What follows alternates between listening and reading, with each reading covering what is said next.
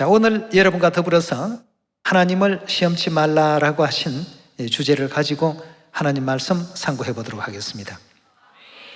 마태복음 4장 7절의 말씀입니다. 예수께서 이르시되 또 기록되었으되 주 너희 하나님을 시험치 말라 하였나니라 하신대.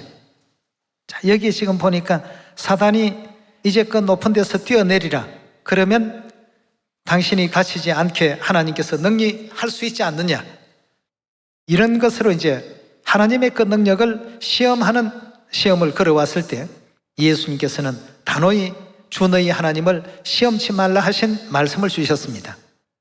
이 장면이 신명기 6장에도 동일하게 나타나고 있는데요, 신명기 6장 16절의 말씀 보겠습니다. 너희가 마사에서 시험한 것 같이 너희의 하나님 여호와를 어떻게 하라고요? 하나님을 절대 우리가 시험해서는 안 된다고 했습니다.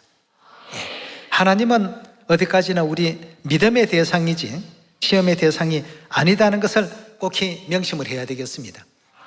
그럼 마사에서는 어떤 일이 있었길래 이런 교훈의 말씀이 계신지 출애굽기 17장 1절의 말씀 함께 보겠습니다. 이스라엘 자손의 온 회중이 여호와의 명령대로 신 광야에 있었더나 그 노정대로 행하여 르비딤에 장막을 쳤으나 백성이 마실 물이 없는지라. 백성이 모세와 다투어 가로되 우리에게 물을 주어 마시게 하라. 모세가 그들에게 이르되 너희가 어찌하여 나와 다투느냐? 너희가 어찌하여 여호와를 시험하느냐? 거기서 백성이 물에 가라매 그들이 모세를 대하여 원망하여 가로되 당신이 어찌하여 우리를 애굽에서 인도하여 내어 우리와 우리 자녀와 우리 생축으로 목말라 죽게 하느냐? 모세가 여호와께 부르짖어 가로되 내가 이 백성에게 어떻게 하리이까? 그들이 얼마 아니면 내게 돌질을 하겠나이다. 여호와께서 모세에게 이르시되 백성 앞을 지나가서 이스라엘 장로들을 데리고 하수를 치던 네 지팡이를 손에 잡고 가라. 내가 거기서 호렙산 반석 위에 너를 대하여 서리니 너는 반석을 치라. 그것에서 물이 나리니 백성이 마시리라. 모세가 이스라엘 장로들의 목전에서 그대로 행하니라.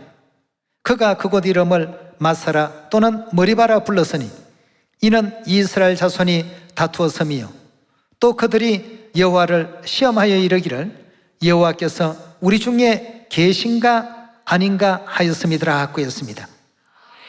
여기 이제 머리바라는 말과 마사라는 그 말은 다툼이라는 뜻과 시험한다는 의미가 되겠습니다. 여기에 지금 이스라엘 백성들이 광야 생활 노정에서 물이 없어서 굉장히 그 갈등을 했습니다. 그러나 우리 하나님께서는 이미 물이 없다는 것도 다 알고 계시고 양식이 없는 곳이라는 것도 다 알고 계시고 또 일반 어떤 그 사람들처럼 먹고 싶다고 고기를 마음껏 먹을 수 있는 그러한 공간이 아니라는 것도 다 아시고 이 백성들을 이리로 인도하셨습니다.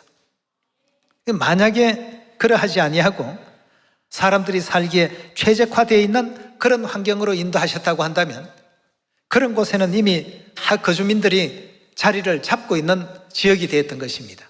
그러니까 이스라엘 백성들이 지나가게 된다면 그 지역의 왕들이 그냥 지나가기는 하지 않을 것입니다.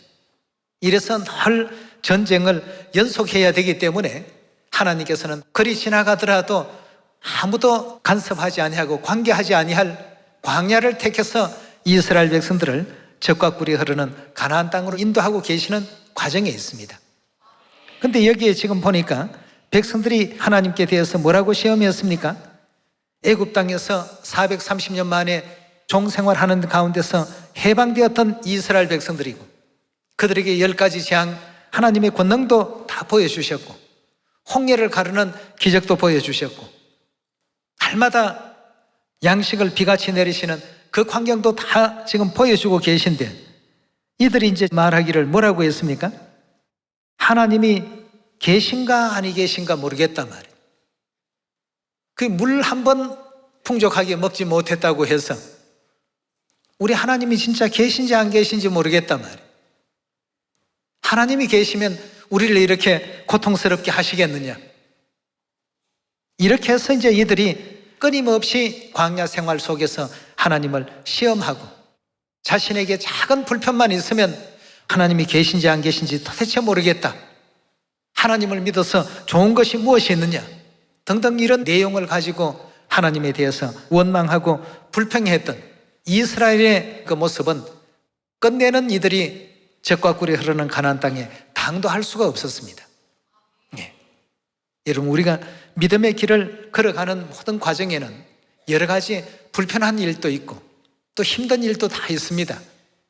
그러나 그 모든 것을 참고 인내하고 견뎌내게 되면 하나님께서 약속하신 영원한 젖과 꿀이 흐르는 그 가나안이 우리 목전에 도달할 뿐만 아니고 우리가 그 환경 가운데 생애할 수 있는 그런 하나님의 그 은혜와 은총이 베풀어질 수가 있지 않습니까? 근데 그 과정에서 조그마한 어려움이 있다고 해서 그걸 이겨내지 못하고 하나님에 대한 원망을 하고, 원망뿐만 아니라 하나님이 계신가 아니 계신가 모르겠다, 이 하나님에 대해서 시험을 하고 말이죠. 이래서 결국 이스라엘 백성들은 20세 이상 된 남자 장정들 숫자만 하더라도 60만 명이 넘는 그런 많은 숫자가 애굽 땅에서 출발했는데 여호수아와 갈렙을 제외한 모든 사람들은 그 노정에서 전부 멸망을 당했던 그런 장면을 볼 수가 있습니다. 하나님께서 이스라엘 백성들을 멸망시키기 위해서 불러내신 것 아니지 않습니까? 멸망을 누가 자초했습니까? 하나님을 시험했던 자들. 하나님이 계실까? 하나님이 안 계실까? 하나님이 계시면 우리가 목마르다는 것 아실 텐데, 충분히 주실 것인데, 이렇게 하면서 하나님이 계신가 아니 계신가 이렇게까지 시험을 하면서 이 광야 길을 또 걸어간 그들이었습니다. 그러나 결국 하나님께서는 그들에게도 풍족한 물들을 다 허락을 해 주셨습니다. 반석을 쳐서 물이 나게 하시고 더 이상 목마르지 않도록끔 모든 그 길을 예비해 놓으신 이 장면을 출애굽기 17장에서 볼 수 있는 장면입니다. 문제는 이제 사람이 하나님에 대한 믿음을 갖지 않기 때문에 이와 같은 시험이 연속된다는 내용이 되겠습니다. 이러한 그 내용들이 광야 생활에서만 일어나는 것이 아니라 오늘날 우리 성령 시대에도 하나님께서 어떤 입장으로 우리에게 나타나신다고 하셨는지 이사야서 우리 8장 다 같이 한번 열어봅시다. 8장 13절의 가르침을 보겠습니다. 만군의 여호와 그를 너희가 거룩하다 하고 그로 너희의 두려워하며 놀랄 자를 삼으라. 그가 거룩한 피할 곳이 되시리라. 그러나 이스라엘의 두 집에는 뭐가 되신다고요? 자, 이스라엘의 두 집에는 거치는 돌의 역할을 할 것이다 했습니다. 예언이 그렇게 되어 있습니다. 예루살렘 거민에게는 뭐가 된다고요? 함정과 올무가 되시리니 많은 사람들이 그로 인하여 거칠 것이며 넘어질 것이며 부러질 것이며 걸릴 것이며 잡힐 것이니라 하고 했습니다. 결국 하나님을 시험하는 이런 어떤 그 믿음의 상태 속에서는 하나님께서는 그들에게 거치는 돌, 걸리는 반석, 함정과 올무의 어떤 역할을 하실 수밖에 없는 것입니다. 어떤 어려운 일이 있더라도 하나님에 대한 믿음을 저버리지 아니하고 하나님을 끝까지 믿고 의지하고 영원한 천국까지 나아가게 된다라고 한다면 결단코 하나님은 우리에게 있어서 걸리는 돌이 될 수가 없고 거치는 반석이 될 수가 없습니다. 그럼 누구에게 걸리는 돌, 거치는 반석이 됩니까? 시험하는 자에게. 정말 하나님이 계신가? 아니 계신가? 정말 참 우리 하나님이 맞을까? 안 맞을까? 이런 이제 의혹과 의심 속에서 끊임없는 시험을 하는 사람들에게는 하나님께서 그들 앞에 걸리는 돌, 거치는 반석, 함정, 올무가 되실 것이라고 이렇게 분명히 예언하고 있는 가운데 있습니다. 그래서 우리 예수님께서도 2000년 전 육체를 입고 이 땅에 오셨을 때 하신 말씀이 있습니다. 마태복음 11장 2절의 말씀 함께 보겠습니다. 요한이 옥에서 그리스도의 하신 일을 듣고 제자들을 보내어 예수께 여짜오되 오실 그이가 당신이 오니이까 우리가 다른 일을 기다리오리이까? 예수께서 대답하여 가르사대 너희가 가서 듣고 보는 것을 요한에게 고하되 소경이 보며 안전뱅이가 걸으며 문둥이가 깨끗함을 받으며 귀머거리가 들으며 죽은 자가 살아나며 가난한 자에게 복음이 전파된다 하라. 누구든지 나를 인하여 어떤 자가요? 실족하지 아니하는 자는 복이 있도다 하시니라 하고 했습니다. 왜 이런 말씀을 주셨냐 하면 걸리는 돌, 거치는 반석, 함정과 올무의 어떤 역할로서 이 땅에 오셨기 때문에 그 누구든지 믿음을 베드로와 같이 주여 영생의 말씀이 계심에 우리가 위계로 가오리까 이렇게 온전한 믿음으로서 굳혀져야 되는데 그러지 아니하고 어떻게 보니까 예수님은 사람 같기도 하고 아버지도 있고 엄마도 있고 또 육신의 가족들도 있고 하나님이신데 어떻게 육신의 가족이 있지? 이런 이제 생각도 자꾸 들어오고 말이죠. 그래서 우리 예수님께서 무슨 말씀을 주셨습니까? 누구든지 나를 인하여 실족하지 아니하는 자가 복이 있다 하고 했습니다. 그럼 베드로와 그 제자들에게 예수님께서 너희는 나를 누구라 하느냐라고 했을 때 베드로는 여지없이 말씀을 드렸습니다. 주여 영생의 말씀을 갖고 이 땅에 오신 주는 그리스도시요 살아계신 하나님의 아들이 아니시니까 우리가 그렇게 믿고 이미 알고 있습니다. 예수님께서 굉장히 기뻐하셨습니다. 바요나 시모나 네가 참 복이 있는 사람이구나. 이를 내게 알게 한 이는 이 땅의 사람이 아니다 말이죠. 하늘에 계신 아버지께서 이것을 알게 하신 것이다 말이죠.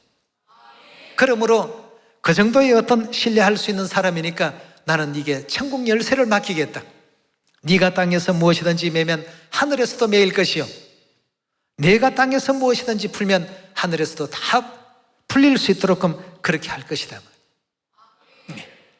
여러분 이렇듯 그 육체를 입고 이 땅에 오신 하나님에 대한 온전한 그 믿음을 가진 사람에게는 그런 큰 은혜가 있었고 축복이 있었습니다만 반대로 가룟 유다는 어떻습니까? 그 무리의 회개를 맡은 사람 아닙니까? 그럴 정도의 사람이라면 그래도 신뢰받는 사람이라고 볼 수가 있습니다. 처음부터 믿음 나빴던 것 아닙니다. 믿음이 좋으니까 제자 삼으셨고 좋으니까 또 다른 일도 아닌 그 회개라고 하는 그 큰 일도 가룟 유다가 맡았던 것 아니겠습니까? 근데 그가 이렇게 예수님을 한 3년간 늘 따라다니면서 뵙고 행하시는 일들을 보니까 어떤 때는 참 대단하신 우리 하나님이신데 어떤 때는 보니까 제사장들 만지도 직위도 없어 보이고 육적인 안목으로 보니까 뭐든지 다 못해 보이는 겁니다. 그래서 선지자는 이미 하나님께서 육체를 입고 이 땅에 오셨을 때 그 모습은 함정이 되시고 올무가 되시고 걸리는 돌이 되시고 거치는 반석이 되실 것이다 하고 일러주지 않았습니까? 그러니까 예수님에 대해서 자꾸 이런 시험 저런 시험도 이제 걸어보는 겁니다. 그러다가 믿음이 다 이제 잃어버리고 나니까 예수님을 언전 30냥에 파는 파렴치한 일까지 저지르게 되는 그런 정도로 믿음의 내용이 자꾸만 이렇게 추락해가는, 다시 말해서 하나님을 자꾸 시험하는 어떤 그 입장에서의 그런 결과까지 나오게 됐던 것입니다. 베드로는 어떤 어려움이 있더라도 끝까지 주를 따르겠나이다.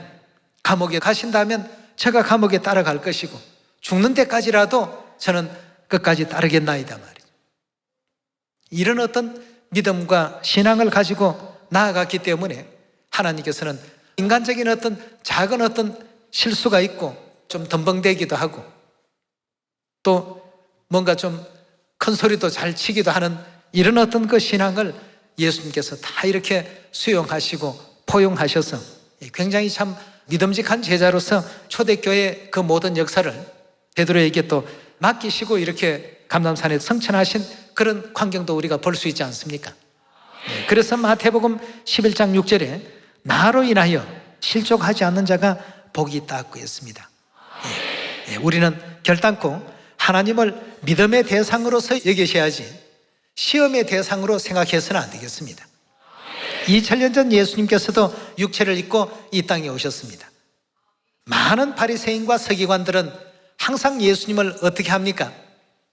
시험의 대상으로 봅니다. 제가 과연 그리스도인가? 하나님의 아들이라고 하니 이런 것 정도는 할 수 있겠지, 저런 것 정도는 할 수 있겠지. 계속 이제 예수님에 대해서 시험을 걸 때 예수님께서는 그들의 어떤 그 시험하는 것을 이미 다 알고 계십니다. 그래서 그때그때마다 적절한 답을 이렇게 주셨습니다만 그렇게 시험한 자들의 결과는 천국 갈 수 있는 입장에 섰습니까? 어느 시대든지 하나님을 시험치 말라라고 말씀을 주셨는데 하나님에 대해서 시험을 한 사람들은 결국 구원의 도에 온전하게 이를 수가 없었습니다. 그래서 예수님께서는 저들에 대해서 전가하시기를 천국 문을 닫고 저희도 들어가지 아니하면서 들어가려고 하는 자들도 못 들어가게끔 회방하는 이리와 같은 자들이고 우는 사자와 같은 자들이고 영혼을 삼키는 자들이라고 이렇게 아주 강력하게 그들의 그 영적 정체를 그렇게 밝혀놓으셨습니다. 우리 시편 78편도 한번 열어보시면서 우리 하나님은 우리의 믿음의 대상이지 시험의 대상은 결코 아니다는 것을 항상 마음에 또 새기는 우리가 또 되어야 되겠습니다. 시편 78편 10절의 이 광경은 이스라엘 백성들이 광야 40년 생활할 때 하나님을 시험했던 장면들에 대한 것을 기록해 놓은 장면이 되겠습니다. 시편 78편 10절입니다. 저희가 하나님의 언약을 지키지 아니하고 그 율법 준행하기를 거절하며 여호와의 행하신 것과 저희에게 보이신 기사를 어떻게 했다고요? 그렇게 많은 어떤 권능을 보여주셨는데도 불구하고 볼 때뿐이고 시간이 지나면 또 다 잊어버리고 또 원망하고 불평하고 하나님이 계신가 아니 계신가 하고 이런 엉뚱한 이와 같은 얘기들을 늘어놓는 이스라엘 백성들의 그 모습을 시편 기자는 이렇게 또 기록했습니다. 12절입니다.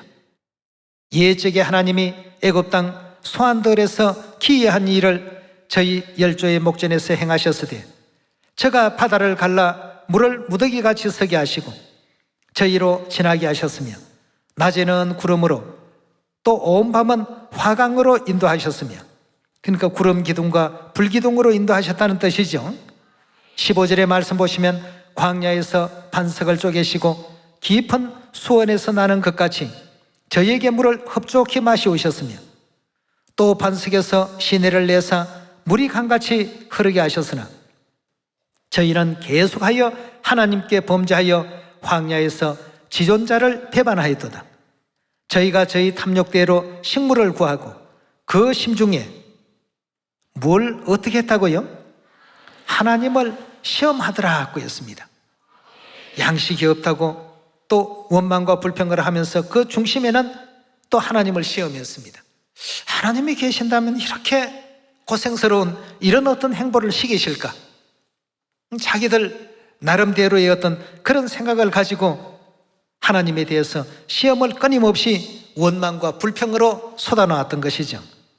그래서 여호수아와 갈렙을 제외한 그 20세 이상의 장정들이 가나안 땅을 밟지 못했던 이유 중에 하나가 바로 이런 대목들이었습니다. 이런 그림자적인 역사가 있기 때문에 이런 부류에는 우리가 속해서는 안 되겠습니다. 19절의 말씀 봅니다. 그뿐만 아니라 하나님을 대적하여 말하기를 하나님이 광야에서 능히 식탁을 준비하시랴. 하나님께서 어떻게 이렇게 많은 사람들에게 양식을 먹이실 수 있는 능력이 있으랴 말이죠. 전부 하나님을 시험하는 겁니다. 그러니 하나님께서 40년간 그들에게 엄청난 양의 양식을 매일같이 쏟아 부어주지 않으셨습니까? 저들은 어떤 시험을 했다고요? 하나님이 광야에서 능히 식탁을 준비하시랴. 우리한테 먹을 걸 제대로 제공해 줄 수 있으랴 말이죠. 우리 하나님 믿는다라고 한다면 하나님을 100% 전적 신뢰하셔야 되겠습니다. 잠깐 우리 눈앞에 뭔가 안 될 것 같이 보이는 그 상황과 그 환경에만 사로잡히지 마시고 하나님께서 약속하신 그 약속을 절대적으로 믿으시면 됩니다. 우리 보기에는 이 지구가 큰 어떤 행성처럼 보입니다만 우주에서 보면 하나님께서는 통에 한 방울 물처럼 아무것도 아닌 것 같이 빈 것 같이 여기신다고 하지 않았습니까? 그럴 정도의 이 지구밖에 안 되니까 우리는 항상 그런 믿음을 갖고 하나님께서 또 인도하시는 그 인도를 따라가야 되겠습니다. 20절의 말씀 봅니다.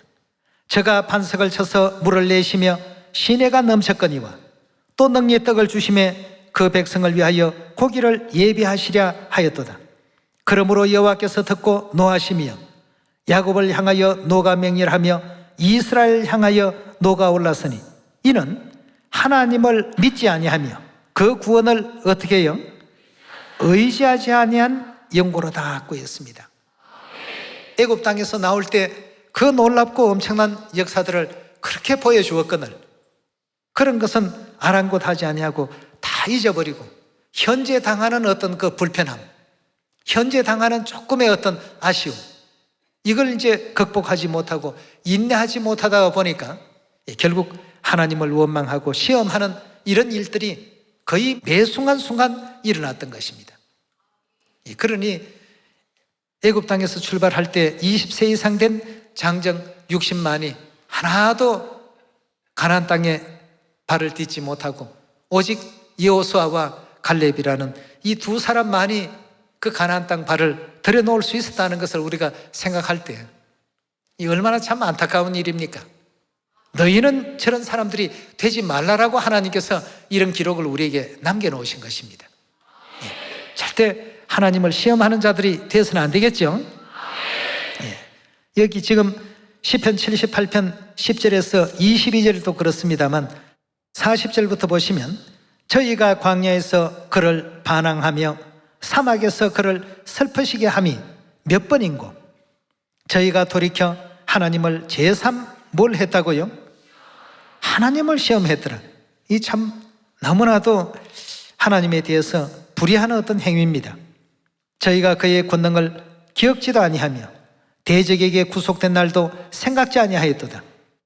그때 하나님이 애굽에서 그 징조를 소환들에서 그 기사를 나타내사 저희의 강과 시내를 피로 변하며 저희로 마실 수 없게 하시며 파리떼를 저희 중에 보내어 물게 하시고 개구리를 보내어 해하게 하셨으며 저희 토산물을 황충에게 주시며 저희의 수고한 것을 메뚜기에게 주셨으며 저희 포도나무를 우박으로 저희 뽕나무를 서리로 죽이시며 저희 가축을 우박에 저희 양떼를 번갯불에 붙이셨으며 그 맹렬한 노와 분과 분노와 고난과 또 벌하는 사자들을 이 벌하는 사자들이 있습니다.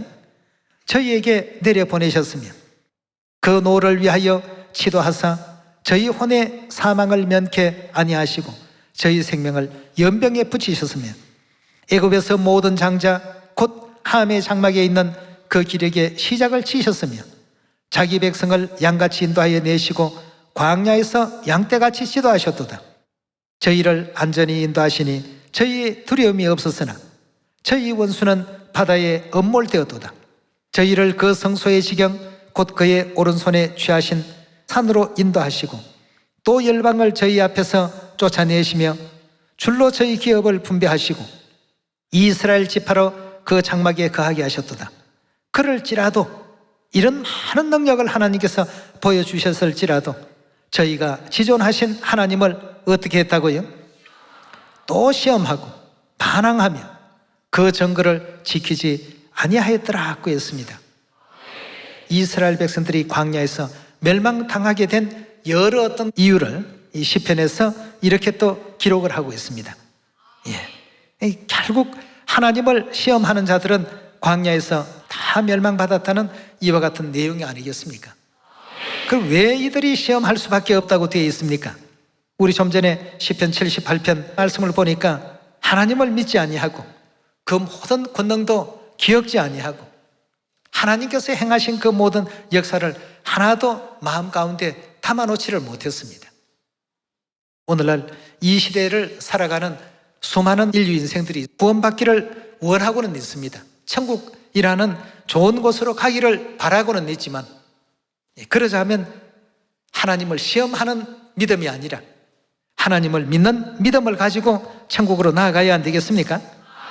베드로전서 5장 8절의 말씀 보겠습니다.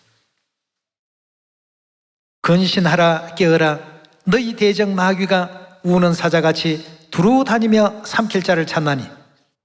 자, 이 마귀가 두루 다니며 삼킬 자를 찾고 있습니다. 어떤 자를 사단이 제일 쉬운 먹이로 생각합니까? 시험이 들어있는 사람.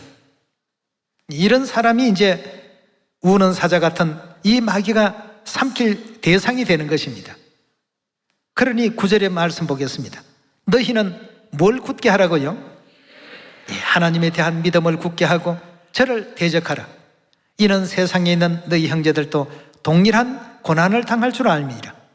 모든 은혜의 하나님 곧 그리스도 안에서 너희를 부르사 자기의 영원한 영광에 들어가게 하시니가 잠깐 고난받는 너희를 친히 온전케 하시고 굳게 하시고 강하게 하시고 털을 견고케 하실 것이다 하고 했습니다.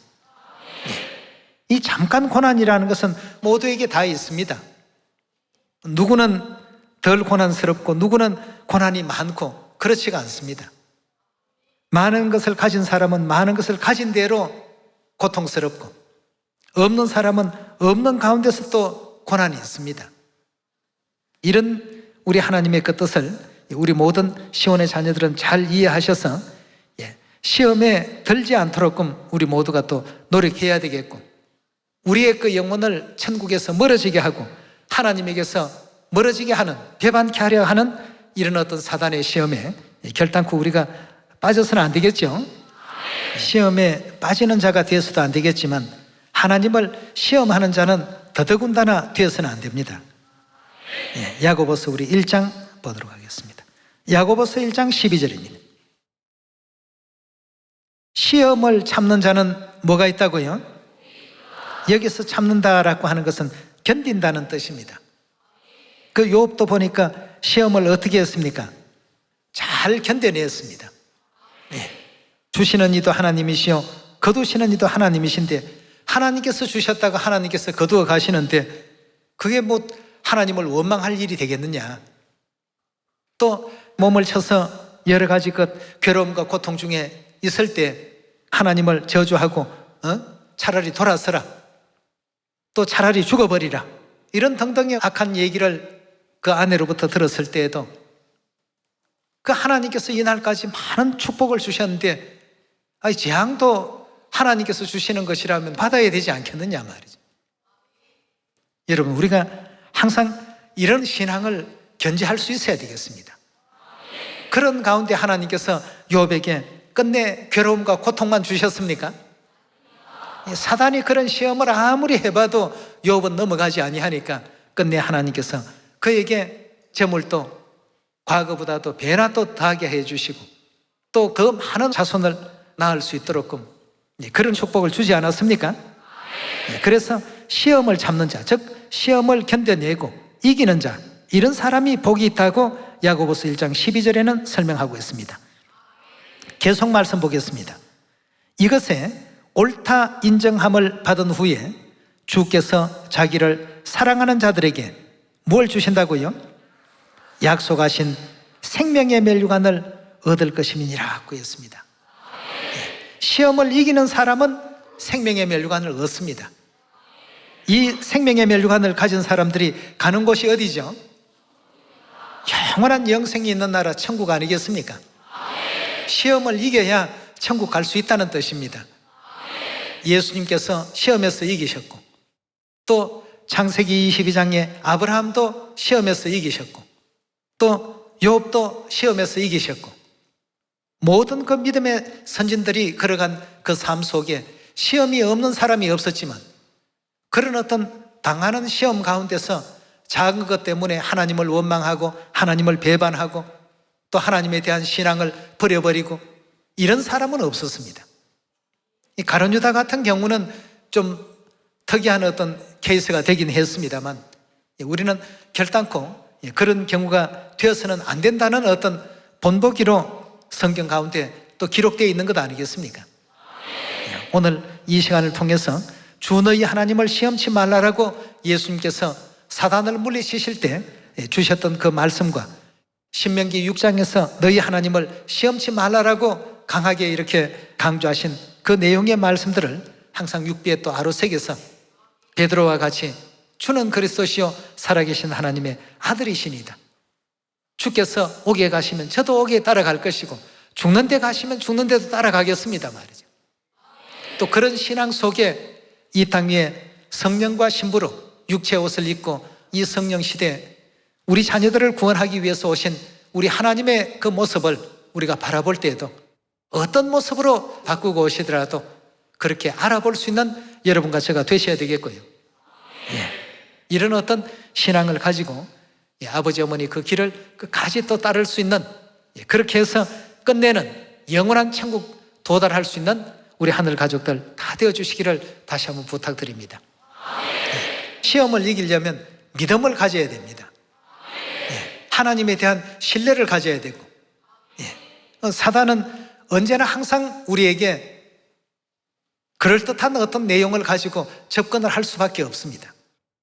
창세시대부터 그런 역할이라는 것을 성경은 우리에게 알려주셨고 미리 다 보여주셨습니다. 이 믿음의 광야 길을 걸어가면서 잠시라도 주춤거리지 마시고 끝까지 아버지 어머니 모시고 함께 동행하는 우리 천국길이 꼭 되시기를 다시 한번 부탁드리면서 말씀 마치도록 하겠습니다. 감사합니다.